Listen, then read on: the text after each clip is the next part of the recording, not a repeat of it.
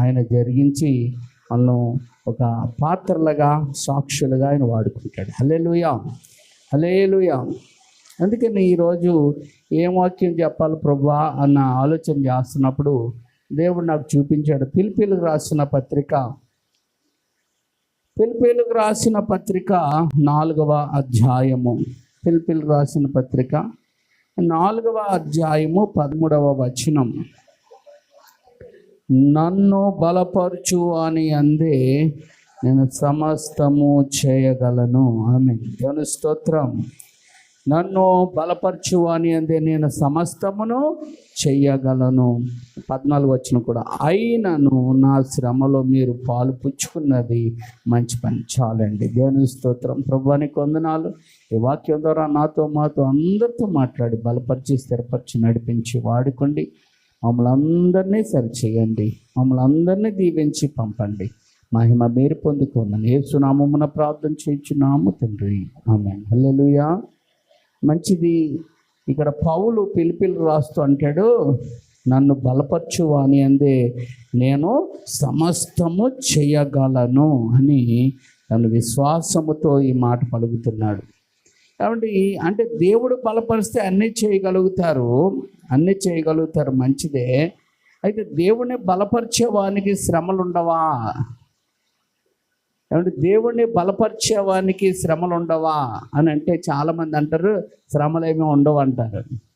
ఏమండి దేవుడు బలపరిస్తే శ్రమలు ఏంటండి అంటారు. కానీ నేనంటాను ఏమంటే దేవుడిని బలపరిచేవానికి ఎక్కువ శ్రమలు వస్తాయి. హల్లెలూయా, హల్లెలూయా. ఎక్కువ శోధనలు వస్తాయి, ఎక్కువ ఒత్తిళ్ళు వస్తాయి, ఎక్కువ దాడులు జరుగుతాయి. ఇదేంటంటే అలాగంటారు. మరి దేవుడు బలపరిస్తే ఇవన్నీ జరగడం ఏంటి? దేవుడు బలపరుస్తున్నాడు కనుక సాతాడు చెలరేగుతాడు అనమాట. మీకు ఒక విషయం తెలుసా అంటే పళ్ళున్న చెట్లకే ఏ దెబ్బలు, ఏవి కాయలు లేనివి అందరు చూసుకొని పోతూ ఉంటారు. కానీ ఏ చెట్టుకైతే నిండుగా పండ్లు ఉంటాయో దాని మీదకి ఏం పడతాయండి?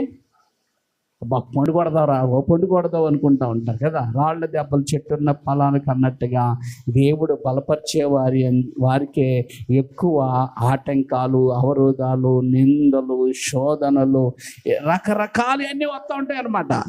నాకే ఏంటిలాగా వస్తున్నాయంటే దేవుడు నిన్ను బలపరచాలనుకుంటున్నాడు. దేవుని స్తోత్రం. హల్లెలూయా. అందుకే అక్కడ కిందే అంటాడు, నా శ్రమలలో దేవుడు బలపరిస్తే శ్రమలేంటి అంటే దేవుడు బలపరుస్తున్నాడు కనుక శ్రమలు మన మీదకి వస్తున్నాయి. అప్పుడే జయం ఉంటుంది. మీకు ఒక విషయం తెలుసా, అంత సుఖాన్ని వింటున్నాం అనుకోండి, సుఖం కూడా కొంతమందికి ఏమో చిరాకు వచ్చేస్తుంది. మీకు ఎప్పుడు ఆ భోజనం రుచిగా ఉంటుందంటే మంచి ఆకలి వేసినప్పుడు. దేవుని స్తోత్రం. మంచి ఆకలి వేసినప్పుడు ఏది ఒకవేళ ఆ చేదుగా ఉన్నది కూడా ఎలాగుంటుంది? మంచి టేస్ట్గా ఉంటుంది. హల్లెలూయా. కాబట్టి కడుపు నిండిపోయి అన్నీ ఉంటే అన్ని రకాల నుంచి నీ ముందు పెట్టినా కానీ నువ్వు దాన్ని చూసి ఏమంటే అమ్మో నాకు వద్దు వద్దు వద్దు అని మాట్లాడుతూ ఉంటారు కదా. కాబట్టి దేవుడు తన పిల్లల్ని ఏం చేయాలనుకుంటున్నాడంటే ఒక ప్రత్యేకమైన ఒక బలమైన సాధనాలుగా పెట్టాలంటే దానికి ఏముండాలంటే కాల్పు ఉండాలి. అందుకే చూడండి, మట్టి బిడ్డలు తయారు చేస్తారు కదా. ఆ మట్టి బిడ్డలు తయారు చేసి ఏమంటే దాన్ని కాల్చకుండా అలా ఉంచేశారనుకో, ఆ మట్టి బిడ్డ అంటే ఇటుకు పనికిరాదు. ఆ ఇటుకు వర్షం వచ్చింది అనుకోండి, ఆ ఇటుక ఏమైపోద్ది తెలుసా మీకు? కరిగిపోద్ది. అదే కనుక ఆ ఇటుక కనుక కాల్చబడిన ఇటుక అనుకోండి, వర్షంలో పెట్టండి ఏమవుతుందో? కరుగుతుందా? కరగదో. ఏమైపోయిందంటే ఆ మట్టికి ఎక్కడ లేనంత శక్తి వచ్చేసింది. దేవుని స్తోత్రం. అది మట్టి ఏమంటే ఆ ఇటుగ్గా చేయబడి కాల్చబడకపోతే ఆ మట్టికి ఏమి రాదు? శక్తి రాదు, బలం రాదు. అందుకే బలం లేనిది ఏమైపోతుంది అంటే కరిగిపోతుంది. బలం ఉన్నది కనుక అది నిలుచుకుంటుంది, తట్టుకుంటుంది. హల్లెలూయా. ఆ వర్షము ఎంత వచ్చినా కానీ అదేమవుదు? కరిగిపోదు, తట్టుకుంటుంది. తట్టుకుంటమే కాదు, నీ గోడ కట్టడానికి అది ఉపయోగపడుతుంది. దేవుని స్తోత్రం. హల్లెలూయా. దేవుని స్తోత్రం. నెహెమ్యా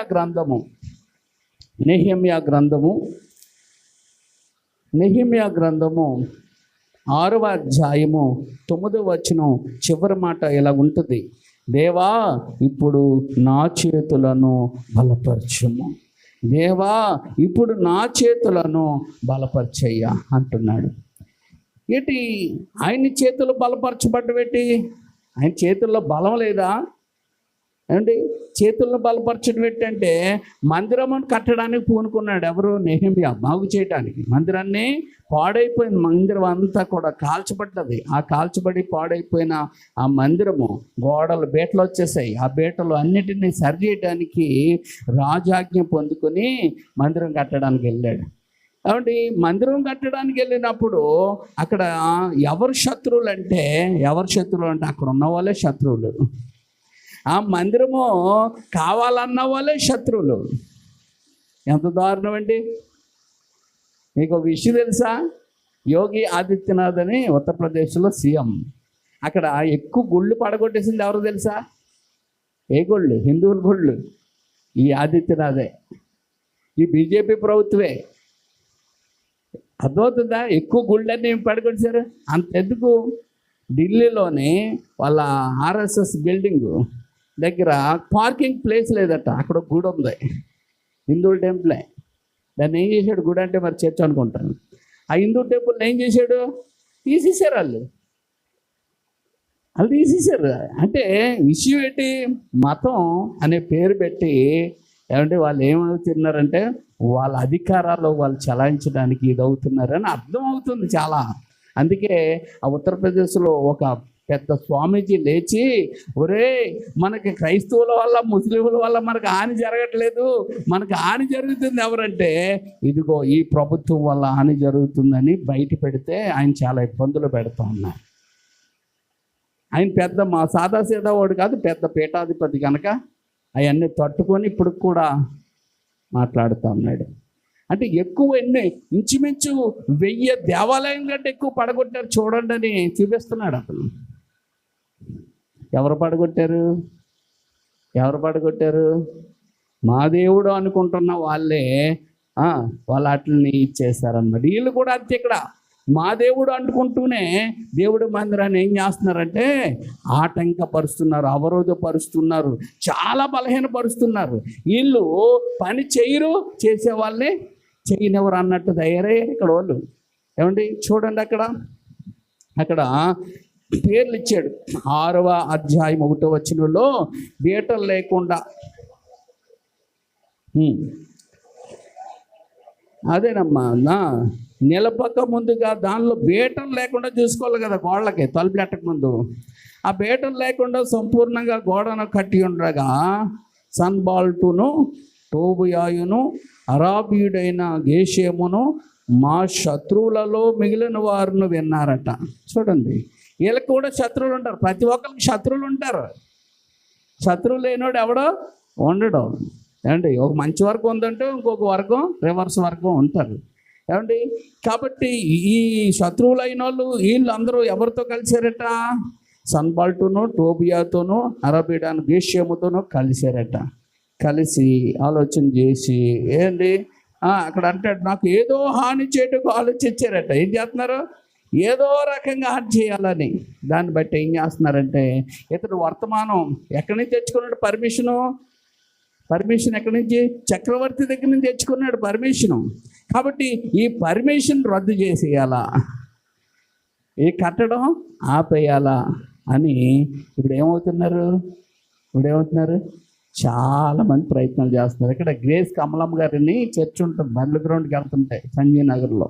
అదంతా ఒక ఆయనది, ఎప్పుడో వాళ్ళు ఆక్రమించుకున్నారు. అయితే ఆ గ్రేస్ కమలమ్మ గారు ఆ చర్చు ఒక కలెక్టర్ గారు ఇచ్చారు ఆ స్థలం. కలెక్టర్ గారు ఆమెకు వాళ్ళు వెళ్ళి అర్జీ పెట్టుకుని ఇలా చేస్తామండి ఇక్కడ అని అంటే, అయితే మీరు చేసుకోండి, మంచి చేస్తున్నారు కదా, దేవుడు పని చేయడం మంచిదే కదా అని ఒక కలెక్టర్ గారు ఏం చేశారంటే ఆ ప్లేస్ ఇచ్చారట. పోరంబోకు దాన్ని ఇచ్చారు. ఇచ్చినప్పుడు అందులో ఉంటున్నారు. కొంతమంది ఏం చేశారంటే ఈ చర్చిని ఇక్కడ ఎలాగైనా తీయించేయాలా అని వాళ్ళ ఇల్లులు పోయాయి. వాళ్ళ ఇల్లులు పోయినప్పుడు ఏం చేశారు తెలుసా? మాతో పాటు ఆ చర్చిని కూడా తీయండి అంటున్నారు వీళ్ళందరూ. చూసారా? ఒకళ్ళు నష్టపోయిన వాళ్ళు నష్టం మీద ఉండరు, ఇంకేమంటారంటే వాళ్ళది కూడా తీసేయండి. వాళ్ళ వరకు కూడా వెళ్ళినప్పుడు వాళ్ళు వెంటనే ప్రార్థన చేశారు. సంఘం అంతా ప్రార్థన చేసి, ప్రభువా ఇది మీరు ఇచ్చిన సంఘం, ఇది కాగితాలు చూపిస్తే అవి అవ్వదు అంటున్నారు. ఇలా చేస్తున్నప్పుడు వారు ఎక్కడికి వెళ్ళిపోయారు తెలుసా? డైరెక్ట్గా వైఎస్ రాజశేఖర దగ్గర ప్రార్థన చేసుకున్నారు. వైఎస్ రాజశేఖర రెడ్డి దగ్గరికి వెళ్ళిపోయారు.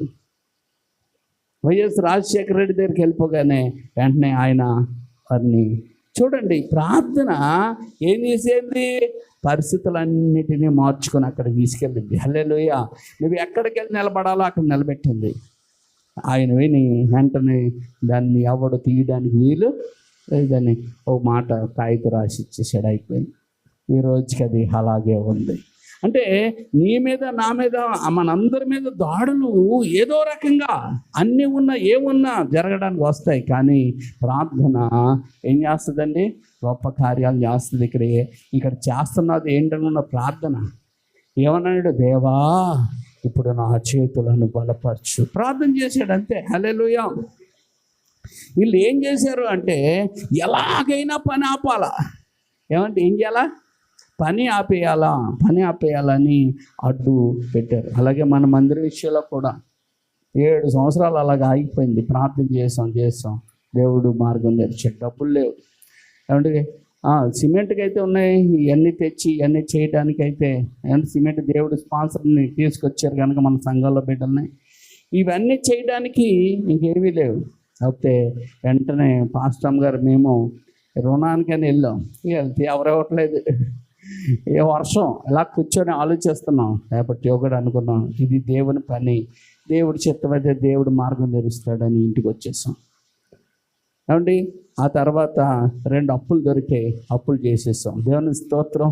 హల్లెలూయా. ఈ రీతిగా అయ్యింది. కానీ ఈ మందిరం కంటే గొప్ప మందిరం ఏంటంటే నువ్వే మందిరమని. దేవుని స్తోత్రం.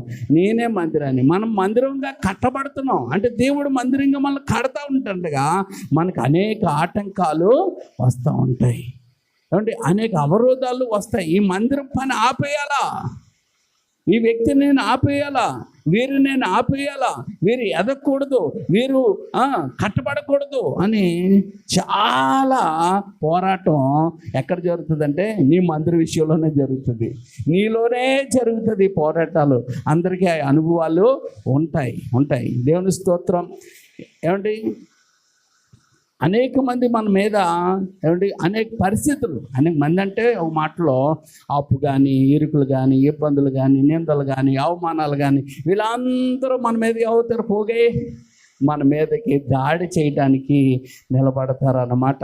ఇలాంటివన్నీ. అందుకే ఇలాగే మనుషుల కింద నేను ఎందుకు చెప్తున్నానంటే అదే యాత్రికుల ప్రయాణంలో అవంతరాలు, అడ్డంకులు, శోధనలు, సాతాన్ని అన్నిట్లో ఏం చూపిస్తారు మీకు? మనుషుల్లాగా. మనకు కూడా మందిరంగా కట్టబడుతున్నప్పుడు ఇవన్నీ కూడా మన మీదకి ఏమవుతాయి? వ్యతిరేకంగా నిలబడి కొంగ దిగడానికి సిద్ధమైపోతాయి అన్నమాట. దేవుని స్తోత్రం. హల్లెలూయా. 4వ వచనం. వారు అలాగున 4 మార్లు లెటర్ రాస్తున్నారు. నువ్వు చేస్తున్న పని ఆపేయాలా, నువ్వు సక్రమంగా చేయట్లేదు, నువ్వు రాజుకి వ్యతిరేకంగా చేస్తున్నావు. 3వ వచనం చూడండి. అందుకు నేను చేయు పని గొప్పది, దాన్ని విడిచి మీ వద్దకు వచ్చుటకై నేను ఎందుకు ఆపవలెను? వీళ్ళు ఏం చేశారంటే వీళ్ళందరూ కూరుకొని ఒక మైదానంలోకి వెళ్ళిపోయి, ఈ మైదానానికి నువ్వు రా అబ్బాయి నెహెమ్యా, నువ్వు రా, నీతో మాట్లాడే పని ఉందని ఒకసారి పంపించారు. అప్పుడు అన్నాడు, నేను చేసే పని గొప్ప పని, నేను రాను అన్నాడు. 2వసారి పంపించారు, 3వసారి పంపించారు, 4వసారి అదే పంపించారు. అదే చెప్పాడు. 4 సార్లు పంపించారు. చూడండి, మనమైతే ఏదైనా మంచి పనికి ఒక మాట చెప్పేసి ఊరుకుంటాం, కానీ సాతానుడు ఒక మనిషిని పాడు చేయడానికి, ఒక దేవాలయాన్ని కూలగట్టడానికి పదే అనేక సార్లు వాడు ఏం చేస్తూ ఉంటాడంటే నిన్ను ఆటంకపరిచే ఆలోచనలు, నిన్ను ఆటంకపరిచే పద్ధతులను వాడు క్రియేట్ చేస్తూ ఉంటాడు అన్నమాట. ఇప్పుడు క్రియేట్ చేశారు. 5 మార్లు వచ్చింది ఇప్పుడు. అంతటి 5వ మారు సన్బాల్ట్ తన పనివాని ద్వారా విప్పిన పత్రం, అంటే పబ్లిక్గా చదువుకునే పత్రాన్ని పంపించాడు. 6లో వారిపైన రాజుగా ఉండవలనని, అంటే నింద మోపుతున్నారు. నువ్వేమనుకుంటున్నావు, వారందరి మీద నువ్వు రాజు అయిపోదావు అనుకుంటున్నావా అంటే ఇప్పుడు రాజు అనగానే ఎవరికి కోపం వస్తుంది? పంపించాడే ఆ రాజు కోపం రావాలని, ఈ స్ప్రెడ్ అయిపోయిన మాటలు వెళ్ళాలని వీళ్ళు మాట్లాడుతున్నారు. మీకు తెలుసా అంటే పెంటాగన్ అంట, పెంటాగన్ను దేంతో కట్టారు తెలుసా మీకు? ఆవు పేడతో కట్టారు అని కానీ చప్పట్లు పడుతున్నారు. పెంటాగన్ అంటే ఆవు పేడతో కట్టారట. ఆడు చెప్పడం వీళ్ళు అంటే ఎంత దారుణమైన మనుషులు ఉన్నారో చూడండి. ఇంకొకడు అంటాడు సిమ్ కార్డు తెలుసా? సిమ్ కార్డు మన ఇండియాలో సిమ్ కార్డు అమెరికాలో వేసుకుంటే పని చేస్తుందా? ఈ మన ఇండియాలో కార్డు దుబాయ్లోకి వెళ్తే పని చేస్తుందా? మరి మన దేవుడు అక్కడ పని చేయడు, అక్కడ దేవుడు అక్కడ సిమ్ కార్డు ఎక్కడ పని చేద్దా? అంతే, అక్కడ దేవుడు ఎక్కడ పని చేయడు, ఇక్కడ దేవుడు. ఆహా, ఎంత లాజిక్, ఎంత బాగుందో, సరిపోయింది మీకు. చెప్పట్లా ఓరే పిచ్చేదవా, లోకానికి అందరికీ దేవుడు ఒక్కడేరా అని చెప్పేవాళ్ళు అక్కడ ఎవరో లేరు. పిచ్చోళ్ళు అంటే ఏది చెప్పినా అదేంటండి అది నమ్మేవాళ్ళే. ఇంకొక ఆయన అంటాడు అసలు కులాలు అనేవే పోకూడదు, ఏ కులపోలు అవి ఆ పనులే చేయాలని ఒకరు అంటాడు. అయ్యే చెప్పట్లే. అసలు కులం మీద మతం మీద దేన్ని స్థాపించలేమని ప్రపంచ మేధావి అంబేద్కర్ చెప్పారు. కులం మీద ఏం కట్టలేం, మతం. అందుకే ఈరోజు క్రైస్తత్వం కుంటుపడిపోవడానికి కారణం ఏంటంటే కుల సంఘాలు ఎక్కువ అవుతున్నాయి. కుల సంఘాలు ఏంటంటే ప్రభు సంఘాలు కావాలి, క్రీస్తు సంఘాలు కావాలి. హల్లెలూయా. కులం మీద మతం మీద మత సంఘాలు ఉన్నాయి, కుల సంఘాలు ఉన్నాయి. మత సంఘాలు కుల సంఘాలు ఎత్తపడవు. మా పాస్టర్ గారితో నేను మాట్లాడుతూ ఏమండి ఆయన అన్నాడు, ఏమండి పాస్టర్ గారు మా అమ్మాయికి ఇలాగే కావాలండి అన్నాడు, మా క్యాస్ట్లోనే కావాలండి అన్నాడు. అప్పుడు నేను అన్నాను, మీరు ఆదికాండం 1వ అధ్యాయం నమ్మట్లేదు, మీరు పరలోకి వెళ్ళరన్నాను. ఎంత కోపం వచ్చేస్తుంది ఆ పాస్టర్ గారికి. మన అందరూ ఎవరికండి ఇది లెక్కెట్టుకొని చివరికి వెళ్ళిపోండి, ఎక్కడికి వెళ్తాం మనం? ఆదామవ్వ. అది నువ్వు నమ్మకపోతే నీకు మోక్షం పరలోకమే లేదు. మన పితరుడు, మన మూల పితరుడు ఎవరు అనుకున్నారు? ఆదాము అవ్వ. మనల్ని రక్షించిన వ్యక్తి ఆదాము పాపం చేశాడు, పాపం మనందరికి వచ్చింది. కడపటి ఆదాము అని యేసుక్రీస్తు బలియాగం చేశాడు, మనకు విమోచన వచ్చింది. హల్లెలూయా. ఈ సంగతి నువ్వు నమ్మకపోతే నీకు విడుదల లేదు. కానీ ఎంతమంది క్రైస్తవులన్న నాయకులు ఇట్లు నమ్ముతారండి? ఉన్నారా? అందుకే నేను అంటున్నాను, కులపిచ్చి ఉన్నవాడు, మతపిచ్చి ఉన్నవాడు మోక్షానికి వెళ్ళలేడు. కులపిచ్చి, అందుకే ఎవరు రాశారు, నేను మతపిచ్చోడిని కులపిచ్చోడిని అని రాసుకున్నారు ఒక పాట, పండు ప్రేమ్ కుమార్ అనుకుంటా. హల్లెలూయా. కాబట్టి బైబిల్ ఏం చెప్తుందంటే కులం లేదు, మతం లేదు, నీవు సత్యం తెలుసుకో, నీవు మార్గం తెలుసుకో, నీవు జీవములో ఉండు. హల్లెలూయా. అదే 3 మాటలు, నేనే మార్గము, నేనే సత్యము, నేనే జీవం. అంతే, 3. ఇది తెలుసుకొని నువ్వు నిలిచిన తర్వాత నువ్వు మోక్షానికి వస్తావు. అంతే. హల్లెలూయా. ఇది అందుకే బైబిల్ అనేది ఎట్టు తెలుసా? ఈక్వాలిటీ, సమానత్వం. బైబిల్లో ఏమంటే ఆ క్యాస్టోడు, ఈ క్యాస్టోడు, ఆ దేశమోడు, ఈ దేశమోడు, ఆ పేటోళ్ళు, ఈ పేటోళ్ళు అని లేదు. బైబిల్లో ఏంటి తెలుసా? అందరూ పాపం చేసి దేవుడు అనుగ్రహించమని పోతున్నారు. అందరూ అంటే ఎంతమంది అయితే దేవుడిని అంగీకరిస్తారో వారందరూ దేవుడి పిల్లలు అయిపోతారు. రెండే, దేవుడు పిల్లలన్నీ అవుతావు. నువ్వు ఆయన అంగీకరించకపోతే ఏమండి ఆయన అంగీకరించలేని పిల్లలుగా మీరు ఉండిపోతారు. హల్లెలూయా. ఇది బైబిల్ చెప్తున్న మాట. కానీ ఈరోజు సంఘాలు ఎక్కువ అవుతున్నాయని సంబరపడుతున్నాం, కానీ సంఘాల్లో ఏమి లేవంటే ఈక్వాలిటీ లేని సంఘాలు ఉన్నాయి. ఏంటంటే ఈక్వాలిటీ లేని సంఘం, మత పిచ్చి కలిగిన సంఘాలు ఉన్నాయి. అందుకే మనం మత పిచ్చి ఉండకూడదు, కుల పిచ్చి ఉండకూడదు. మరి ఏ పిచ్చి ఉండాలంటే యేసుక్రీస్తు వాక్యంలో నడిచే పిచ్చి ఉండాలి. హల్లెలూయా. ఆ పిచ్చి నేను గెలిపిస్తుంది. హల్లెలూయా. ఇక్కడ అదే మన నెహెమ్యాకు ఉన్న పిచ్చి ఏంటంటే, పిచ్చి అంటే ఇంక దానికంటే గొప్పది ఏది లేదని. అదనమాట. చూడ పిచ్చి ప్రేమ అంటారు కదా, అలాగే. హల్లెలూయా. కాబట్టి ఆయనకున్నది ఏంటంటే వాళ్ళు పిలుస్తున్నారు, నాకు పని వదిలి నేను రాను అంటున్నాడు. రానంటుంటే 5వ వచనంలో 6వ వచనంలో వచ్చేటప్పటికి నింద మోపేస్తున్నారు. ఇప్పుడు ఏమని అంటున్నారు? రాజుగా ఉండాలనుకుంటున్నాడు, ఏదో దురుద్దేశంతో కడుతున్నాడు కానీ మంచి ఉద్దేశం అది కాదు అని అండి. యూదుల మీద ఏం చేస్తాడు? యూదులను రాజు మీద తిరుగుబాటు చేయనట్లుగా నీవు ఆలోచించున్నావని నెహెమ్యాను ఏం చేస్తున్నారంటే అతన్ని నీరసింపజేసేస్తున్నారు, అతన్ని కృంగదీసేస్తున్నారు, అతన్ని బలహీనపరిచేస్తున్నారు మాటల చేత. నిన్ను నన్ను మనల్ని కూడా ఒకసారి ఒక్కొక్కరు ఏదైనా చేద్దామని నిలబడదాం అనుకుంటుంటే నేను ఏదో రకంగా ఏం చేస్తూ ఉంటారు? ఏదైనా దేవుని కొరకు చెయ్యాలి, ఏదైనా దేవుని కొరకు వాడబడాలి, ఏదైనా దేవుని కొరకు నేను వాడబడాలి అంటున్నప్పుడు నేను ఏం చేస్తారంటే ఏదో రకంగా, మనుషులు కాదు, లోనే ఉంటాయి నీకు శత్రువులు, నీ శత్రువులే నేనేం చేస్తూ ఉంటారు? అనగా నువ్వే అంతటోడివి, నువ్వేం చేయగలుగుతావు, నీ భక్తి ఎంత, నీ భక్తి ఎంత, నువ్వెంత, ఎన్ని రోజులు వచ్చావు నువ్వు, ఎన్ని రోజులు ఏం తెలిసిపోయింది అని నీలోనే నీ శత్రువులు నిన్ను ఏం చేస్తారు? నిన్ను వెనక్కి లాగే ప్రయత్నాలు, పడగొట్టే ప్రయత్నాలు, ఏమంటే చతికిల పడే ప్రయత్నాలు నీలోనే ఉంటాయి. అవి నిన్ను ఏం చేస్తూ ఉంటాయి?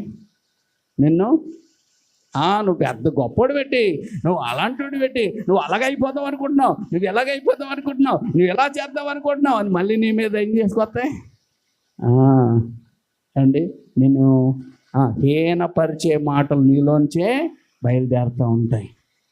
అలాగే ఈ హీనపరిచే మనుషులుగా వారు ఆయన ఏం చేస్తున్నారంటే నెహెమ్యా చేస్తున్న పనిని ఆటంకపరిచినట్లుగా వారు ఏం చేస్తున్నారు? ఆలోచిస్తున్నావని నిందలు మోపుతున్నారు. 7వ వచనంలో అంటాడు,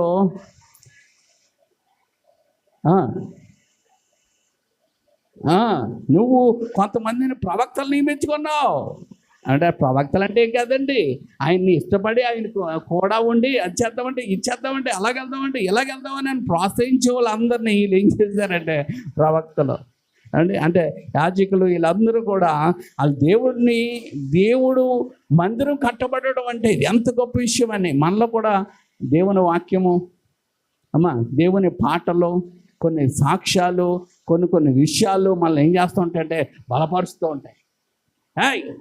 నువ్వు ఒక స్థితి ఒకప్పుడు ఎలాగున్నావు, ఇప్పుడు ఎలాగున్నావంటే దేవుడు చేసిన కాదు. నువ్వు నిలబడు, నువ్వు చెయ్యి, నువ్వు ఇవ్వి, నువ్వు పరిగెట్టు, నువ్వు ఓడబడు అని నిన్నేం చేస్తూ ఉంటాయి?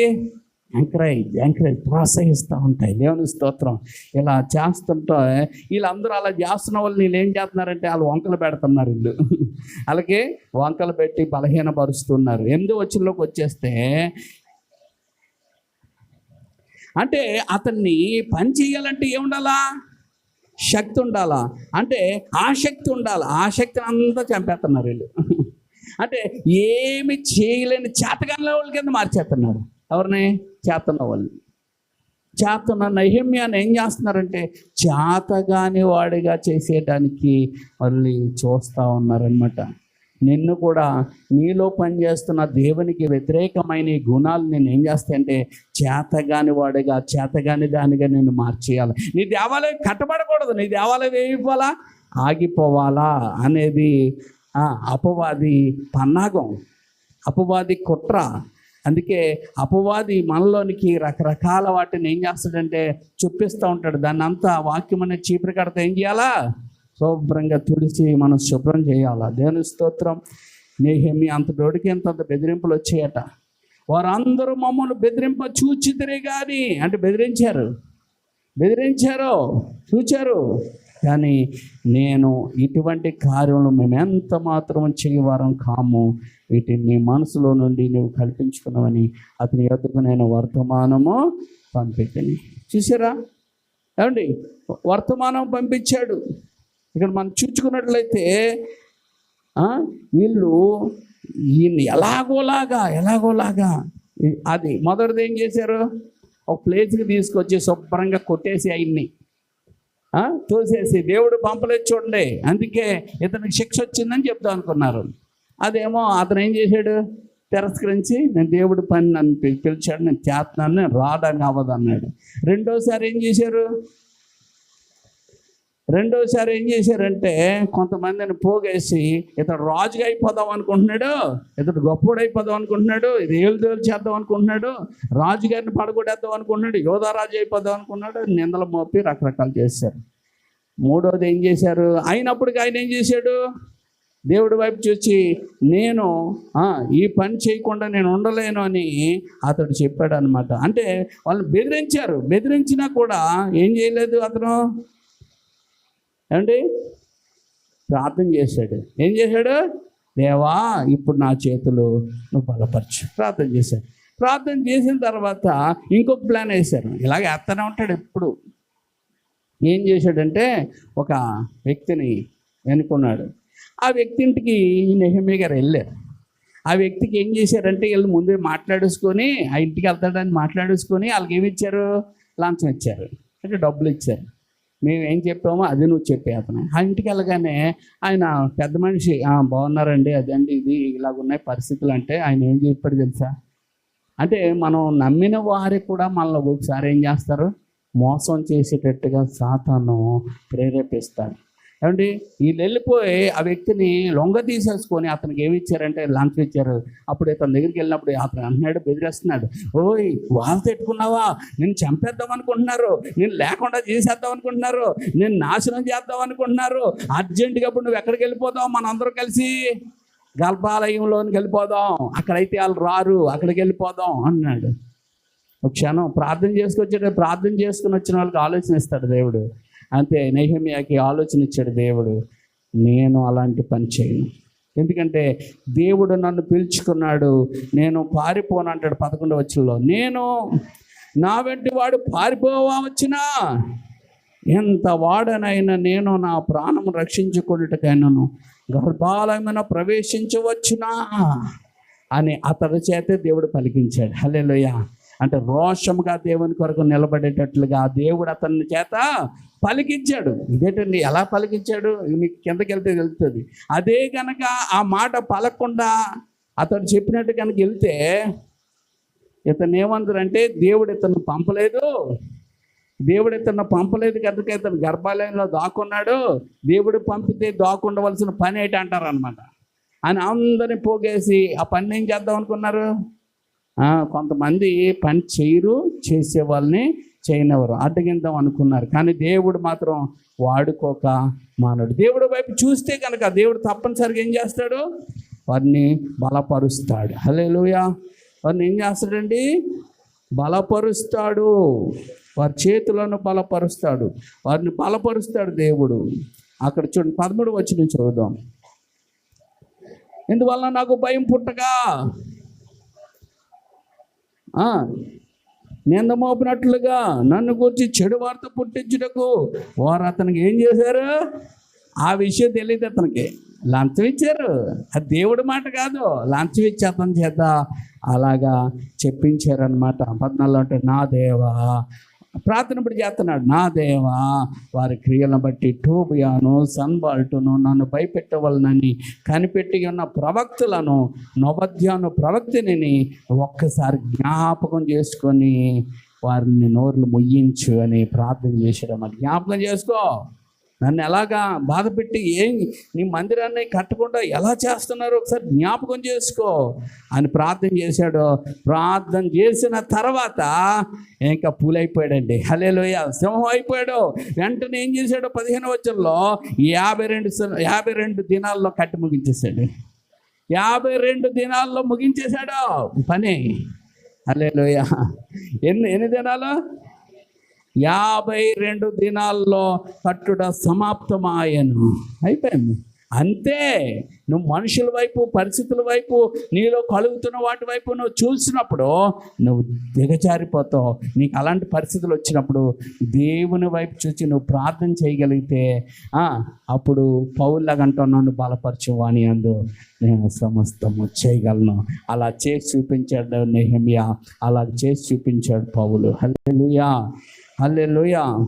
కాబట్టి దేవుడు గొప్పవాడు, గొప్ప కార్యాలు మన పక్షం చేస్తాడు. అయితే ఇదంతా ఈ మందిరము కడుతున్నప్పుడు ఇదంతా జరిగేదాన్ని ఏమంటారంటే యుద్ధము. ఏమంటారు దీన్ని? యుద్ధం అంటారు. నెహెమ్యా గ్రంథం 4వ అధ్యాయము. ఏమంటే ఇదంతా ఒక యుద్ధము. అందుకే యుద్ధంలో మన చేతిలో ఏముండాలి అంటే, మన మందిరాన్ని కట్టుతున్నప్పుడు మన చేతిలో ఏముండాలంటే వాక్యం ఉండాలి. 4వ అధ్యాయం 17వ వచనం, గోడ కట్టువారును ఒక్కొక్కరు ఒక్క చేతితో పని చేసి, అది కత్తి ఉండాలా? ఏముండాలా?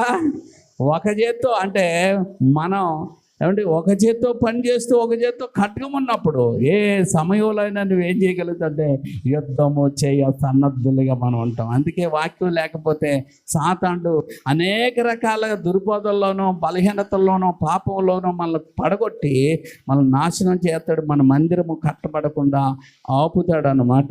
అందుకే మన దగ్గరే ఉండాలంటే ఒక చేతితో పని చేయాలి, మరొక చేతితో ఆయుధము, ఖడ్గము. దాన్ని ఒక మాటలో మనం చెప్పుకోవాలంటే వాక్యం అనే ఖడ్గం అన్నమాట. దేవుని స్తోత్రం, హల్లెలూయా.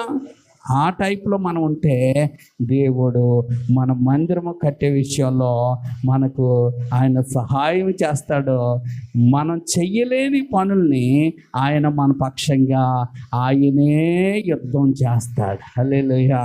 అదే 21వ వచనంలో 20 వచనంలో చెప్పబడ్డది. కనుక మాకు దగ్గరకు రండి. మన దేవుడు అంటే యుద్ధం చేయడానికి వెళ్ళారు వీళ్ళు. అందుకే నేను అంటున్నా, దేవుడు పక్షంగా నువ్వు నిలబడంతే వాక్యం పట్టుకొని, దేవుడు నా పక్షంగా ఆయనే యుద్ధము చేస్తాడు. హల్లెలూయా. ఆయనే యుద్ధం చేస్తాడు. అందుకే మన యుద్ధ వీరుడు ఆయనే. ఆయన మనం ముందెట్టుకుంటాం అంతే, మనం వెళ్ళి నిలబడతాం అంతే. యుద్ధం చేసేవాడు ఎవరు? ఆయనే. అందుకే దావీదు అంటాడు, యుద్ధము నాది కాదు, యుద్ధము యెహోవాదే. యుద్ధం చేసింది ఎవరు? మామూలుగా చెప్పండి, అక్కడ పరిస్థితి చెప్పండి. దావీదే.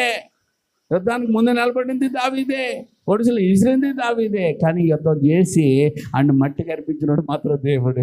హల్లెలూయా. ఏమండి?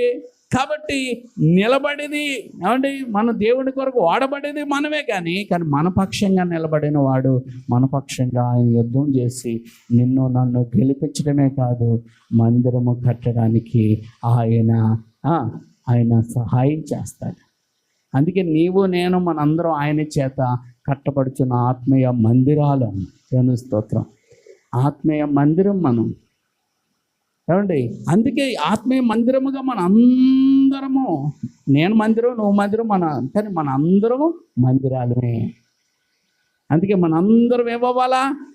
ఏకత్వంతో కట్టబడినప్పుడు మందిర పని సంపూర్ణమవుతుంది, దేవుని పని సంపూర్ణమవుతుంది. హల్లెలూయా. అందుకే సువార్త చాటే వాళ్ళు సువార్త చేయాలా, ఇచ్చేవాళ్ళు ఇవ్వాలా, వాక్యం బోధించే వాళ్ళు బోధించాలి, స్తుతించే వాళ్ళు స్తుతించాలా. ఇలాగ అన్ని రకాలుగా ఉన్నప్పుడే కదా. ఏమండి? మందిరం కట్టాలంటే ఏముండాలా? ఇసుక ఉండాలి, ఐరన్ ఉండాలి, ఇసుక ఉండాలి, ఐరన్ ఉండాలి, సిమెంట్ ఉండాలి, రంగులు ఉండాలి, ఇవి ఉండాలి, అన్ని టైల్స్ ఉండాలి, ఇవన్నీ ఉండాలి కదా. ఇప్పుడు అలాగే మనం కూడా పరిచర్యకి అన్ని రకాలుగా, అందరూ ఒక పని కాదు, అందరూ అన్ని రకాలుగా మనం చేసేవారిగా మనం ఉన్నప్పుడు మన మందిరం ఏమవుతుంది? ఒక చేత్తో పని చేయాలా, ఒక చేత్తో వాక్యం పట్టుకోవాలా. అప్పుడు మన పక్షంగా ఎవరు యుద్ధం చేస్తారు? దేవుడే యుద్ధం చేస్తాడు. ఇది తెలిసిన పౌలు గారు నన్ను బలపరచు అని అందే, నేను సమస్తము చెయ్యగలనని చెప్పినప్పుడు పౌలు గారు అవసరాలన్నీ ఎవరు తీర్చేశారు తెలుసా? దేవుడే సంఘము ద్వారా తీర్చేశాడు. హల్లెలూయా. అప్పుడు సంఘానికి భరోసాగానే అంటున్నాడు, మీరు నా పనికి మాకు కావాల్సిన అన్ని వాటిలో మీరు నాకు నిలబడ్డారు కనుక క్రీస్తు యేసు మహిమలో మీ ప్రతి అవసరత కూడా ఆయన తీరుస్తాడు అని ఆశీర్వదించాడు. హల్లెలూయా. హల్లెలూయా. ఆ ఇంటికి వెళ్ళిన తర్వాత నన్ను బలపరచు అని అందే నేను సమస్తము చేయగలను పౌలు గారు చెప్పింది. ఆ కిందకి మీరు వెళ్ళి చదవండి. ఏమండి? అప్పుడు మీకు అన్నీ కూడా అర్థమవుతాయి. నాకు లోటు ఉందని ఇలాంటి చెప్పట్లేదు నేను అంటాడు. నాకు లోట్లు ఉన్నాయని మీకు ఇలా చెప్పట్లేదు. మీరు ప్రభు పరిచర్య కొరకు ఇవ్వండి. ఇవ్వండి, నిలబడండి, వాడబడండి. దేవుడు మీ అవసరాలన్నీ కూడా ఆయన తీరుస్తాడు. ఎందుకంటే అలా ఇవ్వడం అనేది ఆయన దృష్టిలో ఏంటో తెలుసా? ఏమండి, అది మనోహరమైన సువాసన, దేవునికి ఇష్టమైన యాగము. ఇష్టము, అది యాగం అది. కాబట్టి దేవుడు మీకు ప్రతిఫలం ఇవ్వకుండా ఉండడు. హల్లెలూయా, హల్లెలూయా. అందుకే దేవుడు గొప్పవాడు గనక 13లో ఉంటుంది, నన్ను బలపరచు అని అందే నేను సమస్తము చేయగలను. ఆమేన్. దేవుని స్తోత్రం. కాబట్టి నేను మనలను దేవుడు గోడుగోడలుగా చూడాలనుకోవట్లేదు. అది సుందరమైన మందిరముగా నేను సంపూర్ణ స్థితిలోకి వెళ్ళాలని దేవుడు ఇష్టపడుతున్నాడు అనమాట. నాటి కృప నీకు నాకు ఇచ్చి ఆయన మందిరముగా మనల్ని కట్టి మనందరాన్ని ఆత్మ సంబంధమైన మందిరముగా ఆయన పనిలో మనందరము నిలిపి ఆయన వాడుకొనుగాక. ఆమేన్. మంచిది, మీకు అందరికీ అర్థమైందని నేను నమ్ముతున్నాను. కాబట్టి మన శత్రువులు, మనలో ఉన్న శత్రువులు మనం జయించుకుందాం. మన దేవుని కొరకు గొప్ప సాక్షులుగా వాడబడదాం. అందుకే నీకు అనేక రకాలైన శోధనలు వస్తున్నాయి. నిన్ను ఏమంటే